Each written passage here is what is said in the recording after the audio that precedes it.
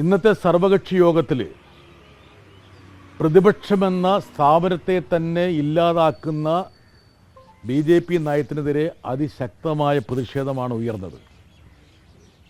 പതിവിന് വിപരീതമായി ഇന്ന് യോഗത്തിൽ നിന്ന് പ്രതിപക്ഷ നേതാക്കൾ ഒന്നടങ്കം ഇറങ്ങിപ്പോയി. തൃണമൂൽ കോൺഗ്രസിൽ നിന്ന് പിളർന്നുപോയി.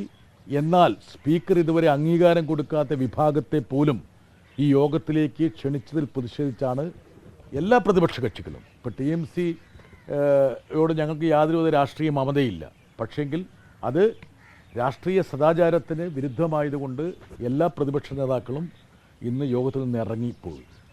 മാത്രമല്ല, നിരവധി വിഷയങ്ങളിൽ അർത്ഥവത്തായിട്ടുള്ള ചർച്ച പാർലമെൻറ്റിൽ വേണമെന്ന് എല്ലാവരും ആവശ്യപ്പെട്ടിട്ടുണ്ട്. അതിൽ പ്രധാനപ്പെട്ട വിഷയങ്ങൾ എന്ന് പറയുന്നത് അയോധ്യയിലെ കൊള്ളയാണ്. അയോധ്യ മാത്രമല്ല, പ്രധാനപ്പെട്ട ഹോളി പ്ലേസസിലൊക്കെ, വിശുദ്ധ നഗരങ്ങളിലും ക്ഷേത്ര നഗരികളിലൊക്കെയുള്ള ക്ഷേത്രങ്ങളിൽ വലിയ കൊള്ള നടക്കുന്നു. അത് സംബന്ധിച്ച് സമഗ്രമായിട്ടുള്ള ചർച്ച വേണം. പിന്നെ യുവാക്കളുടെ സമരം, ജന്തർ മന്ദിറിലെ സോണം വാങ്ചുകിനെ അറസ്റ്റ് ചെയ്ത് കൊണ്ടുപോയ രീതി, മാത്രമല്ല എല്ലാ കേന്ദ്ര പരീക്ഷകളും ലീക്കിൽ, ചോർച്ചയിലാണ് അവസാനിച്ചിരിക്കുന്നത്. നിരവധി വിദ്യാർത്ഥികളും ചെറുപ്പക്കാരുമാണ് ആത്മഹത്യ ചെയ്തത്. ഇത് സംബന്ധിച്ച് സമഗ്രമായിട്ടുള്ള ചർച്ചകൾ വേണം. വിലക്കയറ്റം, പശ്ചിമേഷ്യൻ യുദ്ധത്തിൻ്റെ പശ്ചാത്തലത്തിൽ, ഒന്നാമത്തെ കാര്യം പശ്ചിമേഷ്യ യുദ്ധത്തിൻ്റെ കാര്യത്തിൽ ഒരു നയമല്ല ഈ സർക്കാരിന്. ആരുടെ കൂടെയാണെന്ന് നമ്മൾ ഇതുവരെ വ്യക്തമാക്കിയിട്ടില്ല. പെട്രോളിയം ഉൽപ്പന്നങ്ങൾക്ക് ക്രമാതീതമായിട്ട് വില വർദ്ധിക്കുകയാണ്. അത് സംബന്ധിച്ച് എന്താണ് സർക്കാരിൻ്റെ നിലപാട് എന്ന് അറിയാൻ ഞങ്ങളെല്ലാവരും ആഗ്രഹിക്കുന്നുണ്ട്. എത്തനോൾ പെട്രോളിൽ ചേർത്തുള്ള വലിയൊരു കുംഭകോണം ഇവിടെ അരങ്ങേറുന്നതായിട്ടാണ് പൊതുവെ ജനങ്ങൾക്ക് തോന്നുന്നത്. അതേക്കുറിച്ചും വ്യക്തമായിട്ടുള്ള ചർച്ചകൾ വേണം. മറ്റൊരാവശ്യം ഞങ്ങൾ ഉന്നയിച്ചത്, ഇപ്പോൾ മണ്ഡല പുനർനിർണയം, ഉന്നത വിദ്യാഭ്യാസ bill, one nation one election, FCRA ഇതുപോലുള്ള വിവാദ ബില്ലുകൾ കൊണ്ടുവരുന്നതിന് മുമ്പ് പ്രതിപക്ഷത്തെ പൂർണ്ണമായും വിശ്വാസത്തിലെടുത്തിട്ട് മാത്രമേ കൊണ്ടുവരാൻ പാടുള്ളൂ എന്നുള്ള ഒരു കാര്യവും ഞങ്ങൾ യോഗത്തിൽ പറഞ്ഞിട്ടുണ്ട്. സർക്കാരിൻ്റെ നിലപാട്, അതായത് സ്പീക്കറുടെ നിലപാട് എന്താണ്? കാരണം സ്പീക്കർ അംഗീകരിക്കാത്തൊരു പാർട്ടിയെ ഈ സർവകക്ഷി യോഗത്തിൽ വിളിച്ചു. അതായത് യഥാർത്ഥത്തിൽ ശിവസേനയിലെ പിളർപ്പിനെ അംഗീകരിച്ചുകൊണ്ട് സ്പീക്കറുടെ ഭാഗത്ത് നിന്ന് കഴിഞ്ഞ ദിവസം ഒരു ഉത്തരവുണ്ടായി. എന്നാൽ TMCയിൽ നിന്ന് 20 പേർ പിളർന്നു പോയിട്ട് ആരും കേൾക്കാത്ത ഒരു പാർട്ടിയുടെ ഷെല്ല്, കവചം വാടകയ്ക്കെടുത്ത് ആ കവചത്തിലേക്ക് പ്രവേശിച്ച് ആ 20 പേര് വേറൊരു സ്വതന്ത്ര പാർട്ടിയാകാൻ വേണ്ടിയിട്ട് ശ്രമിച്ച ഒരു അവസ്ഥ.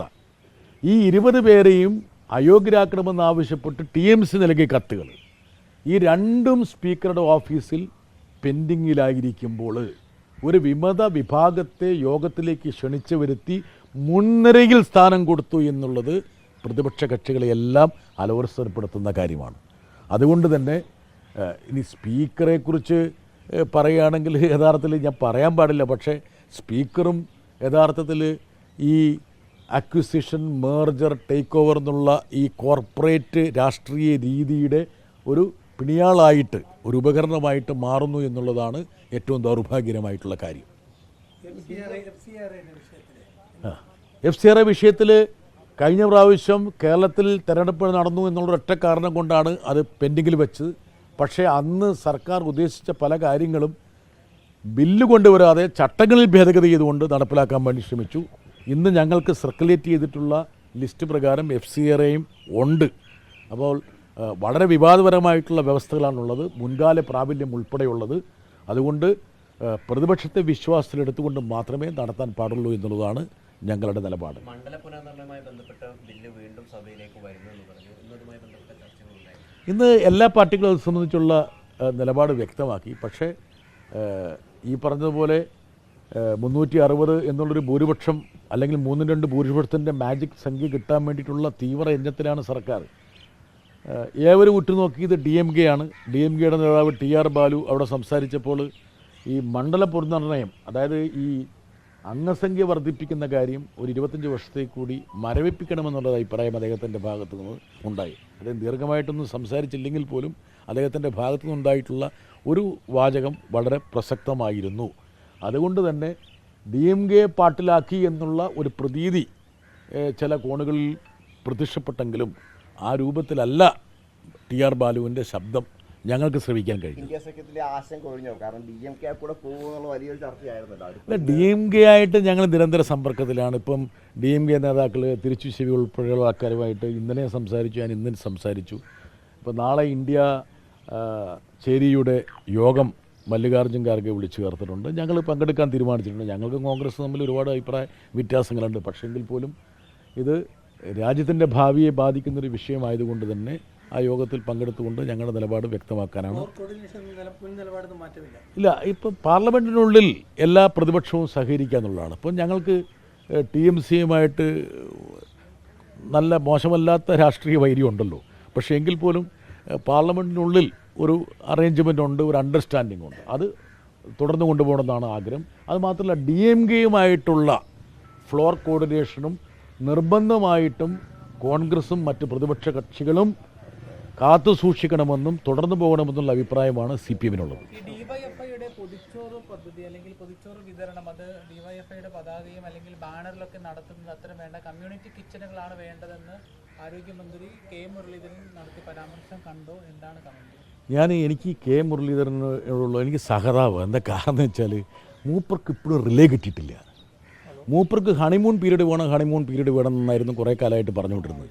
ഇപ്പോൾ മൂപ്പർ ഹണിമൂണിലാണോ ഉള്ളത്, ഹണിമൂൺ കഴിഞ്ഞോ, അതുപോലും വ്യക്തമാക്കിയിട്ടില്ല ഇതുവരെ. പുള്ളി നിയമസഭകൾക്കുള്ളിൽ വിലപിച്ചുകൊണ്ടിരുന്നത് ഹണിമൂൺ വേണമെന്നുള്ളതാണ്.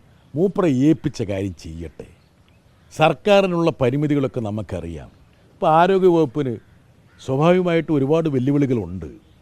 ആ വെല്ലുവിളികളൊക്കെ ഏറ്റെടുത്ത് നടപ്പിലാക്കുന്നതിന് പകരം ഏതെങ്കിലും ഒരു രാഷ്ട്രീയ സംഘടനയോ യുവജന സംഘടനയോ സന്നദ്ധ സംഘടനയോ രോഗികളെയും അവരുടെ കൂട്ടിരിപ്പുകാരെയും സഹായിക്കാൻ വേണ്ടിയിട്ട് ഇതുപോലുള്ള നല്ല കാര്യങ്ങളിൽ വ്യാപൃതരാകുന്നുണ്ടെങ്കിൽ അതിനെ പിന്തുണയ്ക്കല്ലേ മൂപ്പർ ചെയ്യേണ്ടത്. എന്ത് K മുരളീധരനെ പറ്റിയത് എനിക്ക് തന്നെ ഒരു അത്ഭുതമായിരിക്കുകയാണ്.